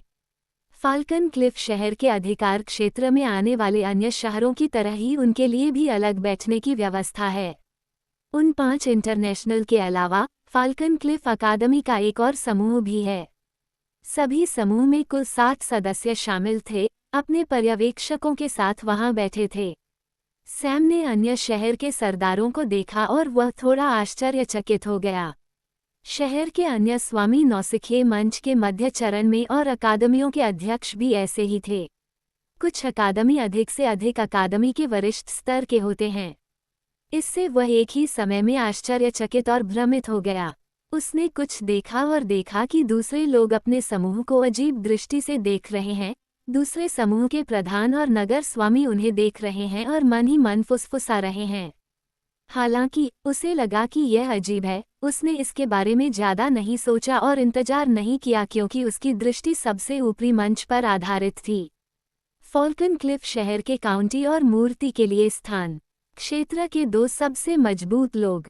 थोड़ी देर बाद एक बड़े पक्षी की चीख सुनाई दी और सभी लोग आकाश की ओर देखने लगे। वहाँ एक विशाल बवंडर बाज है जो लेवल 3 पर स्पष्ट रूप से है। बाज के शीर्ष पर एक गरिमा में चेहरे वाला एक मध्यम आयु वर्ग का व्यक्ति अपनी पहचान बनाकर गौरव से खड़ा था। वह कोई और नहीं बल्कि ग्रेट मेज फाल्कन है, जिसे काउंटी फाल्कन भी कहा जाता है। वह केवल फाल्कन क्लिफ शहर का नहीं बल्कि अन्य 5 शहरों का क्षेत्र भी श्रेष्ठ है। उसके बाद लेवल 2 वुलविंड फाल्कन्स पर सवार नौसिखिया योद्धाओं और जादूगरों का एक समूह आता है। उन्हें फाल्कन गार्ड कहा जाता है, जो फाल्कन क्लिफ शहर के विशिष्ट रक्षक हैं। सैम ने काउंटी के सम्मान समारोह में विभिन्न लोगों को देखा और वह भी खड़े हो गए। उसे झटकाने और दर्द टेकने में अरुचि है, लेकिन सम्मान के तौर पर खड़ा होना अभी भी अतिशयोक्ति नहीं है और न ही हुआ। वो खुद को अलग महसूस करती है। महान जादूगर या महान जादूगर नौसिखिए चरण के ऊपर साधना चरण है और फाल्कन क्लिफ शहर में उनमें से अधिकांश युवा भर हैं। वे दसियों लोगों से भी अधिक हो सकते हैं और महान जादूगरों योद्धाओं में से सबसे मजबूत गिनती में शामिल हैं। फाल्कन क्लिफ अकादमी के सहयोगियों द्वारा जाने वाली गिनती है। जबकि हर कोई अपनी अपनी विचारधारा में डूबा हुआ है, फाल्कन क्लिफ अकादमी की गहराई से एक दल आया जिसका नेतृत्व उच्च विद्वान आहा वाला एक मध्यम आयु वर्ग का व्यक्ति कर रहा था। उनके लंबे समय तक रहने वाले और लंबे बाल हैं जो उनकी पासपोर्ट तक हैं। फाल्कन क्लिफ सिटी का दूसरा सबसे शक्तिशाली व्यक्तित्व है। दोनों निकोलस बिग बॉस ने एक दूसरे को गले लगाने के लिए मजबूर किया। वे काफी करीब लग रहे थे। कुछ देर बाद दोनों ने अपनी अपनी सीट पर बैठ गए और दर्शकों को बैठने का आश्वासन दिया। उनसे ये उम्मीद नहीं थी कि हर कोई झुकेगा। सैम ने दर्शकों की फुसफुसाहट से सुनी कि सिटी लॉर्ड को लोगों का उनका झुकाव बिल्कुल पसंद नहीं आया और उन्होंने कई दुकानों पर न झुकने का जिक्र किया है। शांति शांत हो जाने के बाद काउंट फाल्कन आगे आए और लोगों का पता चला। मेरे क्षेत्र के प्रिय, इस शुभ क्षण पर मुझे ये देखकर बहुत खुशी हुई कि शहर के स्वामी और शहरी अकादमियों के कार्यशाला में इस भव्य अवसर के लिए ग्रेट ब्रिटेन के शिक्षक आए हैं और मैं उन्हें उनके भविष्य के लिए शुभकामनाएं देता हूँ। आज मेरे पूरे क्षेत्र से युवा प्रतिभाएं एक टूर्नामेंट में भाग लेने के लिए यहाँ आई हैं, जो कि मार्शल कस्टर और मेरे संयुक्त प्रशासन द्वारा आयोजित की जा रही हैं। ये टूर्नामेंट युवा पीढ़ी की क्षमताओं का आकलन करने और उन्हें नए अवसर प्रदान करने के लिए है, ताकि वे भविष्य में उत्कृष्टता प्राप्त कर सकें। मुझे उम्मीद है कि सभी प्रतियोगी प्रतियोगिता में अपना सर्वश्रेष्ठ प्रदर्शन और सर्वश्रेष्ठ बनने का प्रयास करेंगे। टूर्नामेंट के नियम मास्टर कैस्टर द्वारा समझाए जाएंगे। दर्शकों की तालियों की गड़गड़ाहट के साथ अपना भाषण समाप्त होने के बाद वे एक ली और जादूगर कैस्टर में बैठे और अपनी जगह ली और दर्शकों के शांत होने का एक पल इंतजार किया। दर्शकों के शांत होने के बाद उन्होंने बोलना शुरू किया। जैसा कि हमारे काउंटी फाल्कन ने कहा, युवा लोग एक टूर्नामेंट में भाग लेंगे। टूर्नामेंट में प्रवेश के लिए योग्यता यह है कि उम्मीदवार की आयु 20 वर्ष से कम होनी चाहिए और उसे संबंधित शहर में चुने गए 10 में से एक होना चाहिए। हमने अपने शहर के शीर्ष 10 लोगों का चयन करने के लिए कुछ दिन पहले एक टूर्नामेंट का भी आयोजन किया था जो कि देश के अन्य 5 समुदायों के साथ प्रतिस्पर्धा करेगा। आगे बढ़ने के लिए बाद में उम्र का आकलन किया जाएगा और जो लोग आवश्यकता पर खरे नहीं उतरेंगे उन्हें तुरंत हटा दिया जाएगा और संबंधित गांवों को खुद ही एक विकल्प देना होगा। यदि उनके पास कोई विकल्प नहीं है तो फाल्कन क्लिफ सिटी उनकी जगह का एक प्रतियोगी है। टूर्नामेंट एक बहुत ही उद्देश्य के लिए है, इसलिए आपका आकलन केवल अलग नहीं होगा बल्कि केवल युद्ध कौशल पर ध्यान केंद्रित करने के अलावा किसी भी व्यक्ति के सभी महत्वपूर्ण खुलासे पर भी विचार किया जाएगा। अंतिम रैंकिंग 2 प्रकार की होती है। एक टीम की सूची है जिसमें शहर की टीमों के प्रदर्शन के आधार पर रैंक दी गई है। दूसरी रैंकिंग व्यक्तिगत रैंकिंग है। दोनों रैंकिंग के लिए पुरस्कार सुविधा के रूप में नीचे दिए गए लिंक देखें। जूम का आकलन 3 राउंड में किया जाएगा। पहला दौर एक सहनशक्ति चुनौती होगी। चुनौती एक टावर में आलीशान ऊंचे स्थान पर यात्रा करना है। टावर में विभिन्न सामान, मवेशी और अन्य बर्तन भरे हुए हैं। टावर हमारे परीक्षण मैदान का एक हिस्सा है जिसमें 30 स्तर हैं। जो व्यक्ति ऊंचे स्तर पर चढ़ेगा उसे ऊंचे स्तर पर प्राप्त होगा। मैं आपको अपनी शुभकामनाएं देता हूँ। वर्कशॉप ने भाषण समाप्त कर दिया। उद्यम ने अपना भाषण समाप्त करने के बाद ग्रुप को अकादमी के परीक्षण मैदान में ले जाने के लिए एक बुजुर्ग को शपथ दिलाई। सभी दर्शक अपने पीछे पीछे परीक्षण मैदान में उपलब्ध डेमोक्रेट दर्शक क्षेत्र तक पहुंच गए। उन सभी के जाने के बाद अकादमी के परिचारकों द्वारा परीक्षण का बेहतर दृश्य प्राप्त करने के लिए वहां मौजूद लोगों को निजी कक्षों में निर्देशित किया गया। बुजुर्गों ने 6 उद्यमियों के समूह और उनके पर्यवेक्षकों का नेतृत्व किया और उन्हें एक विशाल टॉवर के सामने अपना स्थान ग्रहण कर लिया। वहां एक विशालकाय चट्टान पर टॉवर ऑफ विल अक्षर लिखे गए थे। सैम ने प्राचीन दिखने वाले टॉवर को देखा और उसकी उत्कृष्ट संरचना को देखकर आश्चर्यचकित रह गए। ये टॉवर ऊंचा है और शहर की सभी इमारतों में से सबसे ऊंचा हो सकता है, लेकिन आमतौर पर शहर में किसी भी समय इसे नहीं देखा गया था, जिसका श्रेय मैदानों की व्यवस्था को दिया जाता है। बुजुर्ग ने लोगों के 6 नेटवर्क की ओर रुख किया और कहा, ये टावर ऑफ विल देखने के लिए परीक्षण स्थल है कि आपकी इच्छाशक्ति कितनी मजबूत है और आपका खुद पर विश्वास कितना मजबूत है। इस टावर में 30 के स्तर हैं और आप इससे ऊपर जाने वाले प्रतिभागियों के बारे में अधिक अंक प्राप्त करेंगे। आपके संग्रहणी के लिए अंतिम स्कोर आकलन जोड़ा गया। यदि आप एक निश्चित स्तर पर पहुंच के बाद आगे बढ़ने में असमर्थ हैं, तो जिद्दी न गें और जब संभव हो तो पीछे हटना सीखें। अन्यथा परिणाम गंभीर होंगे और आपके भविष्य के विकास में बाधा उत्पन्न होगी। टॉवर का सबसे अच्छा रिकॉर्ड 27 सम्राटों और हमारे वर्तमान द्वारा किया गया है, जब वह विशेष रूप से इस टॉवर में अपनी इच्छा का परीक्षण करने के लिए यहाँ आए थे।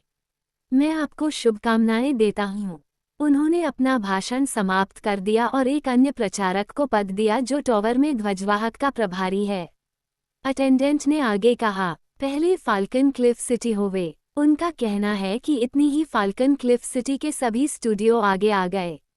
अटेंडेंट ने उनसे एक व्यक्ति की ओर से साइन अप करवाया और उन्हें टावर में प्रवेश के लिए साइन अप कराया।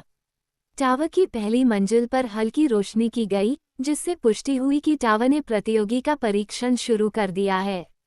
जल्द ही मंदा रोशनी वाली पहली मंजिल सफेद रोशनी में जगमगने लगी। पहली मंजिल पास हो गई थी। अब कैंडिडेट को दूसरी मंजिल पर ले जाया जाएगा और उसे भी रोशनी से रोशन किया जाएगा। इस बार 10 मिनट गुजर गया और दूसरी मंजिल भी गुजर गया। को तीसरी मंजिल पर ले जाया गया।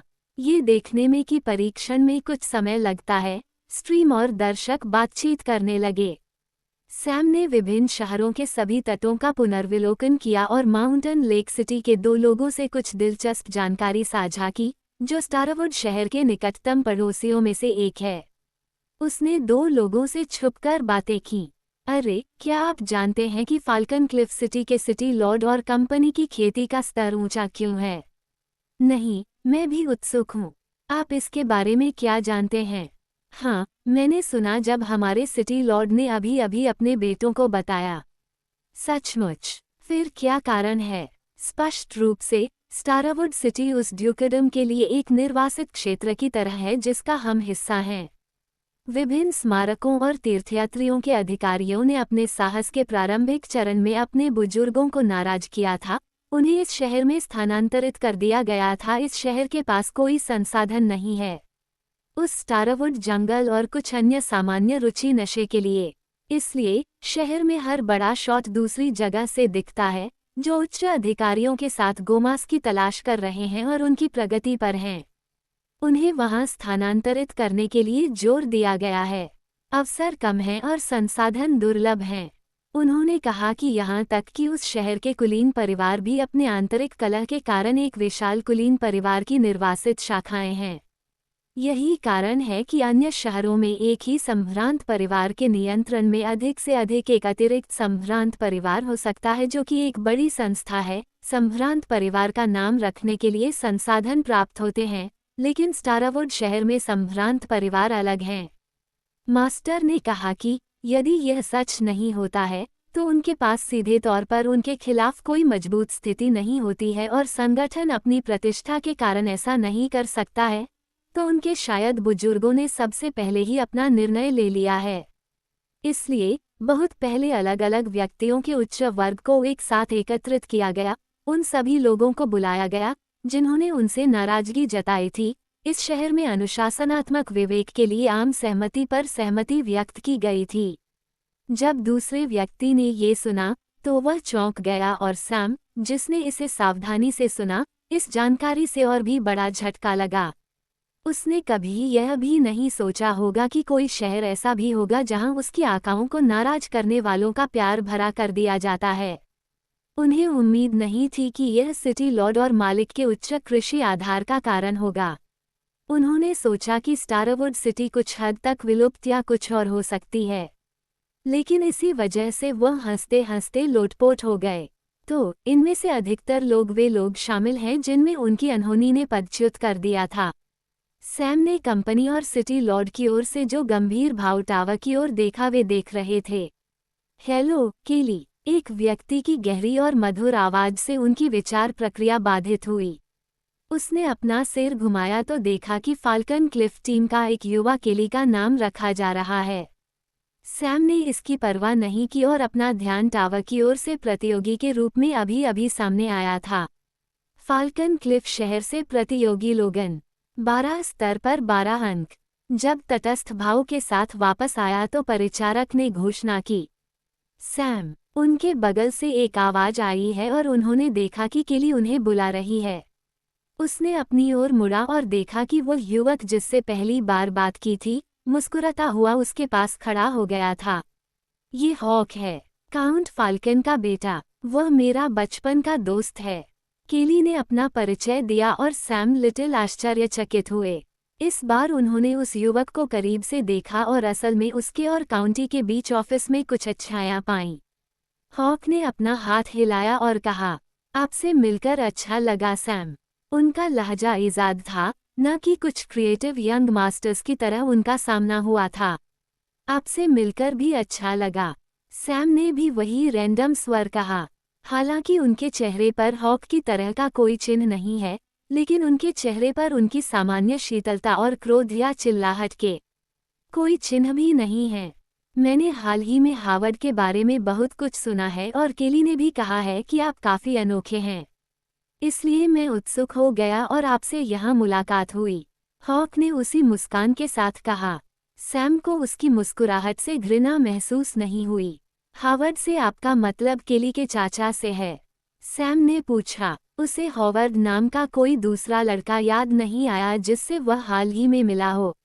लेकिन अभी भी मुझे संदेह था क्योंकि आर्टिसन टावर के प्रमुखों द्वारा काउंटी के बेटों से उनके बारे में कुछ उलाहना का कोई कारण नहीं दिख रहा था। हाँ, हावर्ड और मेरे पिता दोस्त हैं। केली जब छोटा बच्चा तब प्रदर्शित हुआ करता था। इसी तरह हम दोस्त बन गए। हाल ही में जब हावर्ड मेरे पिता से मिलने आए तो आप उनके मुख्य विषयों में से एक थे। चर्चा करना, हॉक ने कमाई। ओह, क्लासिक। मुझे इसकी कभी उम्मीद नहीं थी।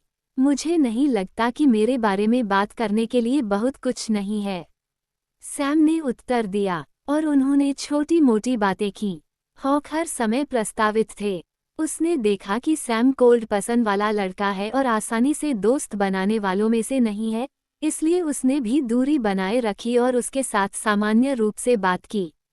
उन्होंने अलग अलग चीज़ों के बारे में बात की और जब सैम को पता चला कि हॉक एक फॉर्मेशन मास्टर है तो उनके पास कुछ और दिलचस्प चीज़ें थीं। उम्मीदवार यश। 20वीं मंजिल। 21वीं मंजिल में 20वीं मंजिल। घोषणा की गई कि उन्होंने अपनी बातचीत में ब्रेक लगा दिया और वे उत्सुकता से प्रतियोगी की ओर देखने लगे। वो एक युवा व्यक्ति है जिसके पास एक अजीब सी पोशाक है और वो काले कपड़े पहने हुए है। उन्हें फाल्कन क्लिफ सिटी टीम में उनके जैसा ही आहा वाले अन्य 2 लोगों के साथ देखा गया है। ऐसा लगता है कि आपकी टीम में कुछ महान अभियुक्त हैं। सैम ने त्रिमूर्ति को अजीब भाव से देखते हुए नोट किया। उन्हें कुछ बहुत ही अज्ञात सा लगा, लेकिन वो उस पर उंगली नहीं रख सके और गहनता से ध्यान में आए। आखिरकार जब उसने अनुमान लगाया तो वह चौंक गया। भावना के अजीब रक्त लक्षण हैं। राक्षसों में राक्षसों ने देखा है कि वे अनुचर के चरम या नौसिखिया के शुरुआती चरण में हैं, लेकिन उनमें से कुछ ऐसी चीजें नहीं हैं जो सामान्य प्रेमियों के पास होंगी। वे हत्या करने के आदी हैं और उनकी उम्र के हिसाब से संपत्ति की संख्या अधिक होनी चाहिए। सैम ने हाल ही में कुछ देर तक ट्राई को देखा और फिर अपने ऑब्जेक्टिव एक और स्टूडियो की ओर से निर्देशित किया, जिसने अभी अभी अपना ट्रायल पूरा किया था। धीरे धीरे समय समाप्त हो गया और फाल्कन क्लिफ टीम से केवल 3 लोग बचे, हॉक और अन्य 2 पेड़ तिकड़ी से। उम्मीदवार यार। 21 मंजिल। 22वीं मंजिल में 21 इंक। अगले 40 मिनट के बाद 3 में से एक व्यक्ति ने अपना परीक्षण पूरा किया। समय निकल गया। उम्मीदवार यू थी। 20वीं मंजिल। 21वीं मंजिल पर 20वीं मंजिल। आखिरकार हॉक की बारी आई। हमने आपको बाद में देखा, हॉक ने सैम और केली से कहा और टावर के अंदर दिखाया गया। टावर की पहली मंजिल पर हल्की रोशनी थी और कुछ ही सेकंड में ये रोशनी से जगमगा उठी। हॉक ने किसी अन्य की तुलना में पहली बार तेजी से पूरा किया। दूसरी बार वह मंजिल की ओर बढ़ गया और इसी तरह उसने उसे भी बहुत कम समय में पूरा कर लिया। सैम ने मस्को के साथ टावर की ओर देखा। हॉक टावर चढ़ाया गया और कुछ देर बाद ही मैसाचुसेट्स फ्लो पर पहुंच गया। उन्हें रिजॉर्ट मंजिल पर थोड़ा समय लगा, हालांकि मंजिलों को पूरा करने में लगने वाला समय काफी बढ़ गया। उनका होना पूरा का समय पहले भाग लेने वाले अन्य लोगों की तुलना में बहुत तेज है। 20 मिनट में वह 21वीं मंजिल पर पहुंच गया। इस कार्यक्रम स्थल पर मौजूद सभी लोग हैरान रह गए। खैर ही उन्हें 20 मंजिलों तक पहुंचने वाली टिकड़ी के प्रदर्शन पर आश्चर्य हुआ, लेकिन हॉक की तुलना में उन्हें लीज वाला समय काफी अधिक था। जैसे ही वे दूसरी मंजिल पर चर्चा कर रहे थे, मंजिल पर तेज रोशनी आ गई और 22वीं मंजिल में प्रवेश कर गए। 10 मिनट और चले गए, एक और मंजिल जगमगा उठी। हर कोई समुद्र तट मचने लगा और भीड़ बहुत उत्सुक दिख रही थी। वे अपने शहर से किसी को रिकॉर्ड तोड़ना देखना चाहते थे। काउंट फाल्कन अपनी सीट पर कान से कान लगाना शुरू कर रहा है। आपका बेटा क्लासिक अच्छा है, केस्टर ने बगल से कहा, जैसे मेरे महान बनने के लिए अभी भी उससे दूर जाना है। काउंट फाल्कन ने गंभीर स्वर में कहा, लेकिन उसके मित्रवत स्पष्ट रूप से बता रहा था कि उसे अपने बेटे पर गर्व है। फिर जैसे ही उन्होंने दूसरी मंजिल को रोशन किया तो भीड़ फिर से चिल्लाने लगी। हॉक 22वीं मंजिल से गुजरा और 22वीं मंजिल पर चढ़ गया। अब तक का ये सबसे अच्छा प्रदर्शन है। वे बेसमेंट से इंतजार कर रहे थे, लेकिन जब टॉवर सामान्य हो गया और हॉक कड़वी के साथ बाहर आए तो उनका विध्वंस हो गया। उम्मीदवार हॉक। 22 मंजिल। 30वीं मंजिल में असफल। 22 इंक। भीड़ ने युवाओं के लिए तालियां बजाईं। वैसे ही वे निराश्रित थे क्योंकि उन्हें हॉक से काफी विशिष्टता प्राप्त थी, लेकिन प्रतिस्पर्धा तो जारी रहनी चाहिए। और बाकी ग्रुप का स्टाफ आगे बढ़ गया। स्टारवुड सिटी में अंतिम स्थान पर था और तब तक इंतजार करना होगा जब तक कि अन्य सभी ब्लूम का चयन सूची में नहीं हो जाता और उस समूह में सैम अंतिम प्रतियोगी है। इसलिए वो कहीं भी खड़ा रहा और साहपूर्वक इंतजार करता रहा। हालांकि शेष में कुछ महत्वपूर्ण परिणाम हैं, लेकिन कुछ भी उल्लेखनीय नहीं है।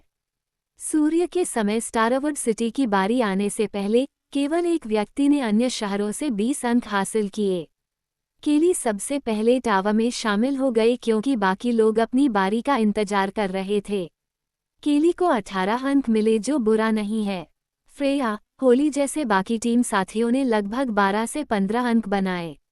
जैसे ही भीड़ ने हार मान ली, जैक ने टावर में प्रवेश किया और सभी को एक बड़ा झटका दिया। उसकी गति हॉक के बराबर थी और वह बिल्कुल भी रुक नहीं रही थी। वे 10वें स्तर के बाद हॉक से भी तेजी से मंजिल पार की। हॉक चमत्कारी भाव से टॉवर को देख रहा था, लेकिन आश्चर्य के साथ साथ एक प्रतिस्पर्धी भावना भी जल रही थी जो उसे उत्तेजित कर रही थी। जब जैक 30वीं मंजिल पर पहुंचा जहां हॉक विफल हो गया तो सभी चुप हो गए। 5 मिनट चली, 10 मिनट बीत गए, 20 मिनट बीत गए। हर कोई आश्चर्यचकित रह गया कि रसायन तेज रोशनी से जगमगा उठाओ। जैसा कि उन्होंने सोचा था कि जैक 24वें स्तर पर चले जाएंगे, वह पीछे हट गया। उम्मीद जैक 30 मंजिल 24 मंजिल से वापस ले लिया।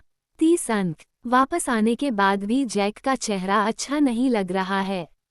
उसका चेहरा पीला पड़ गया था और सूनी जगह पर था। परीक्षण ने उसे लगभग अलग कर दिया। अब सिर्फ 2 ही उम्मीदवार बचे हैं, फिलिप और सैम। फिलिप के टॉवर में प्रवेश करते ही सैम ने जैक को बैठने में मदद की और उसे पानी दिया। आकाश में अंधेरा छा गया और रात आ गई, लेकिन फाल्कन क्लिफ सिटी के टेस्ट मैदान में न तो दर्शक और न ही प्रतियोगी जाने को तैयार हैं। अवलोकन, सभी दर्शक कुछ न कुछ अविश्वास की ओर देख रहे हैं। उस शख्स ने जो कारनामा किया उससे वे अचंभित रह गए। हालांकि उक्त व्यक्ति की तस्वीर बनी हुई है और कुछ नहीं बोला गया है। सैम ने फिलिप की ओर देखा जो उसके पास खड़ा था क्योंकि कुछ भी नहीं हुआ था। फिलिप अभी टावर से बाहर आए, लेकिन उन्होंने अपने प्रदर्शन से सभी को चौंका दिया। नतीजे घोषित करने की जिम्मेवारी जिस पर है, उस पर भी विश्वास के विरोधाभास टिकी हुई हैं। क्योंकि जब वह टावर में पवेलियन गया तो उसका प्रदर्शन जैक भी वैसा ही था। तेजी से सहजता से अलग पर चढ़ना, इससे उन्हें कोई बड़ा झटका नहीं लगा, लेकिन तथ्य यह है कि उन्हें उसी 30वें स्तर को पूरा करने में भी कम समय लगा, जिसमें जैक लगभग धराशायी हो गया था। उन्हें आश्चर्य हुआ जब सभी को एहसास हुआ कि वह अगली मंजिल पर प्रयास करने जा रहा है, तो वह पीछे हट गया और वापस आ गया जैसे कि कुछ हुआ ही न हो। यदि यह सच नहीं है कि सैम ने अपने चेहरे पर थकावट के कुछ लक्षण देखे, तो कोई भी विश्वास नहीं करेगा कि इच्छा शक्ति के टॉवर पर इतना उच्च अंक प्राप्त हुआ। कुछ देर बाद सैम ने स्को के लिए जिम्मेदार प्रचारक का ध्यान आकर्षित करने के लिए एक कदम आगे बढ़ाया और खांसने लगा। परिचारक स्तब्धता से बाहर आया और परिणाम चिल्लाया। उम्मीदवार फिलिप 30वीं मंजिल 24वीं मंजिल से हट गया। 30वां के स्को नोट करने के बाद उसने सैम को टावर में प्रवेश का आश्वासन दिया। वाम टावर के अंदर दिखाया गया और कमरे के अंदर की दीवारों को देखकर चकित रह गया। रूम की करियर रूनिक लाइन चित्रों से भरी हुई हैं। सैम ने तुरंत पहचान लिया कि इन धान को बनाने के लिए किस तकनीक का उपयोग किया गया है। ये संरचना नक्काशी नामक तकनीक द्वारा की जाती हैं। इस तकनीक का उपयोग करने में सक्षम होने के लिए किसी व्यक्ति को चित्रों के साथ साथ पेंटिंग में भी कुशल होना चाहिए। लेकिन रूनिक व्यवस्था के स्वरूप को देखते हुए ये किसी प्रकार का निर्माण होना चाहिए, जिसका मतलब यह है कि उसे एक गठन मास्टर भी होना चाहिए। सैम ने कमरे की ओर देखा तो उसके कमरे के बीच में एक जनरेटर मंच दिखाई दिया, जिसमें बैठने की व्यवस्था जैसी लग रही थी। वह मंच पर भेजा गया। जैसे ही वह बैठा तो उसके दिमाग में एक झटका सा लगा, जैसे उसकी चेतना खिसक गई। जब उसने अपनी आंखें खोली तो सैम ने खुद को एक परिचित जगह पर देखा। ये वह सड़क है जिसमें वह तब रहा करते थे जब वह लावा रॉक गांव में रुके थे। जब सैम ने इधर उधर देखना शुरू किया तो उसे अपने से कुछ दूरी पर एक परिचित व्यक्ति खड़ा दिखाई दिया। उसके सामने जो व्यक्ति था वो कोई और नहीं बल्कि लावा रॉक गांव का ग्राम प्रधान था। वह बुरी नज़रों से सैम की ओर बढ़ा। तुम्हारी मेरे बेटे को चोट पहुंचाने की हिम्मत कैसे हुई? मैं तुम्हें आज मार डालूंगा, ग्राम प्रधान ने ठंडे स्वर में कहा। सैम ने ग्राम प्रधान की ओर उदासीनता से देखा। उसने हिलने की कोशिश की लेकिन उसे लगा कि उसकी ताकत गांव के मुखिया की आभा से पूरी तरह दब गई है। सैम को ठंडा पसीना आया लेकिन वह डगमगाया नहीं। ग्राम प्रधान के सामने उसकी ताकत कमजोर पड़ रही थी और उसे लग रहा था कि वह किसी भी वक्त मर जाएगा। जब उसने गांव के मुखिया को अपनी ओर आते देखा तो उसके दिल पर खतरा मंडराने लगा। सैम ने अपनी आंखें बंद कर ली और दांत पीस लिए। मुझे भी मरना होगा, मैं कोशिश करते हुए कम से कम मर जाऊंगा। उसने अपने मन में कुछ सोचते हुए कदम बढ़ाया और ग्राम प्रधान की ओर छलांग लगा दी। उसने दूसरे पक्ष पर मुक्का मारा और घूंसा मारकर अचंभित कर दिया, लेकिन दूसरा पक्ष बिल्कुल भी चकमा नहीं दिया। जैसे उसकी मुट्ठी ने दूसरे पक्ष के चेहरे पर प्रभाव डाला। बूम! सैम झटके से उठा। उसके मन में एक सनसनाहट सी होने लगी। वह इस भावना से बेहद परिचित हैं। ये वह समय त्वरण है जिसे उन्होंने टॉवर में महसूस किया जब उन्होंने अनुकरण किया। सैम धीरे से खड़ा हुआ और परीक्षण को समझने की कोशिश करते हुए दीवार पर रून्स को देखा। जब वह उस मायाजाल में घुस गया तो उसकी याददाश्त जैसे मिट गई। उसने ही देखा कि अधिक ताकतवर ग्राम प्रधान और खुद आमने सामने हैं और वह असहाय स्थिति में है। उसे कमजोरी महसूस हुई। उसे इस बात का अंदाजा भी नहीं था कि ये एक परीक्षा है, हकीकत नहीं। उसके मन में इसकी भनक तक नहीं लगी। सैम ने चिंतन करते हुए सोचा, यह लड़ाई हारना वास्तविक नुकसान नहीं है। लड़ने की इच्छा के बिना लड़ाई हारना ही असली नुकसान है। उसे समझ आ रहा था कि इच्छाशक्ति की कसौटी क्या होती है। वह धीरे धीरे उस प्रवेश द्वार की ओर चला जो उसके अगली मंजिल में प्रवेश के लिए खुलता था। जब वह अगली मंजिल में दाखिल हुआ तो उसने देखा कि कमरा पहली मंजिल जैसा ही है, लेकिन अंतर केवल इतना है कि दूसरी मंजिल की दीवारों में अधिक जटिल रूनिक संरचनाएं हैं। ये टावर निश्चित रूप से इस शहर के लोगों द्वारा नहीं बनाया गया है। यह उनके लिए बहुत ऊंचे स्तर का है। अगर वे मुझे पीट पीट कर मार भी दे तो भी मुझे विश्वास नहीं होगा। उसने जोर से सोचा और फिर से मंच पर बैठ गया। सैम को फिर से अपनी याददाश्त कमजोर होने का एहसास हुआ। जैसे ही वह एक और परिचित दृश्य में आया, उसकी चेतना भटक गई। स्टारवुड अकादमी के परीक्षण मैदान में कार्ल और उसके दोस्तों ने उसे घेर लिया क्योंकि उसे लगा कि उसके पूरे शरीर में दर्द हो रहा है और कई घावों से खून बह रहा है। वे सभी उसे बुरी नज़र से देख रहे हैं। तीसरी मंजिल पर सैम एक अन्य परिचित स्थान टावर में हीलर्स की प्रायोगिक प्रयोगशाला में प्रवेश कर गया। उसने महसूस किया कि उसका शरीर उन जंजीरों से बंधा हुआ है जो हरे स्केल छिपकलियों को रोकते थे। एल्बर्ट और अल्फ्रेड उसकी ओर चल रहे हैं। चौथी मंजिल, पांचवीं मंजिल, 10वीं मंजिल पर सैम ने अपने आसपास के सभी लोगों को देखा। जिन जिन लोगों से उनका झगड़ा हुआ वे सब उनके सामने हैं। भले ही उसके पास अपनी पूरी शक्ति है और वह ऊर्जा से भरपूर था, फिर भी उसे संभालने के लिए बहुत सारे लोग हैं। ग्राम प्रधान ओलिवा और उसके साथी कार्ल और उसके दोस्त कार्टर, मूल्यांकन में उससे हारने वाले वरिष्ठ कुलीन परिवार के मुखिया लियोनार्ड, रेमंड, ईसेन और उसके पिता। वह सभी से घिरा हुआ है और अपने सभी शत्रुओं की आभा के सामने दबा हुआ और छोटा महसूस करता है। उसके हाथ में गोल्डन क्रिसेंट है और उसने अपनी पकड़ मजबूत कर ली है।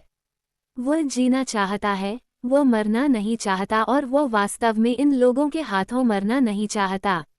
लेकिन उसने इन लोगों की आंखों में ऐसे भाव देखे जिनमें कोई भावना नहीं बल्कि अत्यधिक क्रोध था। उसके लिए एक ही रास्ता है, प्रयास करते हुए जियो या मरो। जैसे ही ब्लेड हवा में घूमा, उसने अपना सुनहरा अर्धचंद्र घुमाया और अपने सामने वाले व्यक्ति को काट डाला। सैम ने दीवारों की ओर देखते हुए अपनी आंखें खोली और अपना सिर हिलाया। उस अनुभूति को याद करते ही उसे पूरे शरीर में चक्कर आ गया। सभी 10 स्थितियों में सैम को हमेशा ऐसे दुश्मनों का सामना करना पड़ा जो उससे अधिक शक्तिशाली थे, और इन सभी समयों में उसे कोई याद या स्मृति नहीं थी कि यह परीक्षण के लिए भ्रम है। उसके दिमाग में जो कुछ भी दर्ज है वह स्थिति में उसकी शक्ति का स्तर, उसके दुश्मनों की शक्ति का स्तर और उन दोनों के बीच का अंतर है। उसकी बेबसी, उसकी नाउम्मीदी, उसके मन में यही एकमात्र बात थी और परीक्षा थी कि वह इसका सामना कैसे करेगा। हर बार उसकी एक ही परीक्षा होती है कि वो इस स्थिति से कैसे पार पा सकता है। हर बार अपनी शक्तिहीनता के कारण मरने के अलावा उसके पास कोई विकल्प नहीं होता। लेकिन उनका मूल्यांकन इस बात पर आधारित था कि उनकी मृत्यु कैसे हुई। क्या वह प्रयास करते करते मर गया या उसने हार मान ली? यही मूल्यांकन का आधार है। सैम धीरे से खड़ा हुआ और 11वीं मंजिल की सीढ़ियों की ओर चला गया और दूसरे कमरे के अंदर चला गया। ये कमरा लगभग पहले के कमरों जैसा ही है, लेकिन दीवारों पर अन्य समय की तुलना में अलग अलग प्रकार की रून नक्काशी की गई है। इस बीच बाहर लोग अब आश्चर्य से स्तब्ध हैं। उन्होंने देखा कि सैम कितनी तेजी से 10 मंजिल और 11वीं मंजिल में आगे बढ़ रहा था। उनमें डेजावू की भावना थी और उन्होंने उतनी ही तेजी से मंजिल पार करने वाले उम्मीदवारों पर नजर रखी। सैम ने प्लेटफॉर्म और पहले से भिन्न प्रकार के रूनिक पैटर्न को देखा। वह नहीं जानता कि इससे भ्रम के प्रकारों में किस प्रकार का परिवर्तन होगा, लेकिन परिवर्तन अवश्य होगा। सैम मंच पर जाकर बैठ गया। उसने धीरे से अपनी आंखें बंद कर ली और फिर उसके मन में एक झटका लगा। सैम ने केवल देखने के लिए अपनी आंखें खोली और उसकी आंखों के सामने अंतहीन रेगिस्तान था। जहां तक उसकी आंखें देख सकती थीं, उसने जमीन पर मीलों तक फैली रेत देखी। उसके पास पहने हुए कपड़ों के अलावा उसके पास कुछ भी नहीं है। चिलचिलाती धूप और उसके नीचे गर्म रेत उसके शरीर पर जलन का एहसास करा रही थी। उन्होंने अपनी आध्यात्मिक ऊर्जा का उपयोग करने की कोशिश की, लेकिन कुछ नहीं हुआ। उसने कुछ और बार कोशिश की और तभी उसे एहसास हुआ वह एक साधारण आदमी है। अब वह और कुछ नहीं बल्कि एक साधारण आदमी है जो अंतहीन मिठाइयों के बीच फंसा हुआ है। उसने थोड़ा इधर उधर देखा और फिर एक दिशा चुनी जहां उसे पर्वत श्रृंखलाओं की धुंधली छवि दिखाई दे और चलना शुरू कर दिया। वह न तो तेज और न ही धीरे चलता था, वह बस अपनी गति बनाए रखता था और धूप और गर्मी की परवाह किए बिना चलता था। जल्द ही उसे रास्ते में एक सूखा पेड़ मिला, लेकिन उसने इसकी परवाह नहीं की और आगे बढ़ गया। उसका गला सूखने लगा, उसके कपड़े पसीने से लथपथ हो गए, वह तेजी से निर्जलित हो रहा था। लेकिन वह नहीं रुके। काफी दूर तक चलने के बाद सैम वहीं पर जम गया। मरा हुआ पेड़ फिर से दिखाई दिया। उसने कुछ देर तक देखा और सोचा कि यह कोई और पेड़ हो सकता है और उसे डेजावू महसूस हो रहा होगा। वो उसके पास से चला। इस बार उसका शरीर सूख गया, पसीने से लथपथ उसके कपड़े भी सूखने लगे। उसे एक अकल्पनीय प्यास महसूस हुई। वह एक और लंबी दूरी तक चल पड़ा। उसने उस मरे हुए पेड़ को देखा जो फिर से आ गया था। उसका हृदय निराशा से चीख उठा। उसे लगा कि कुछ गड़बड़ है। वह धीरे धीरे पेड़ की ओर चला और जो थोड़ी सी ताकत उसके पास बची थी, उससे उसने एक शाखा की एक छोटी सी नोक तोड़ दी और उसे अपने साथ ले गया। इस बार उसकी त्वचा फटने लगी और होंठ टूट गए। एक और लंबी दूरी के बाद उसने फिर से मृत पेड़ को देखा। वह उसकी ओर चला और शाखा के सिरे को देखा। उसने अपने होंठ भींचे और टूटे हुए सिरे को शाखा पर रख दिया, जो स्पष्ट रूप से मेल खाता था। उसका दिल ठंडा हो गया। उस पर निराशा मंडरा रही है।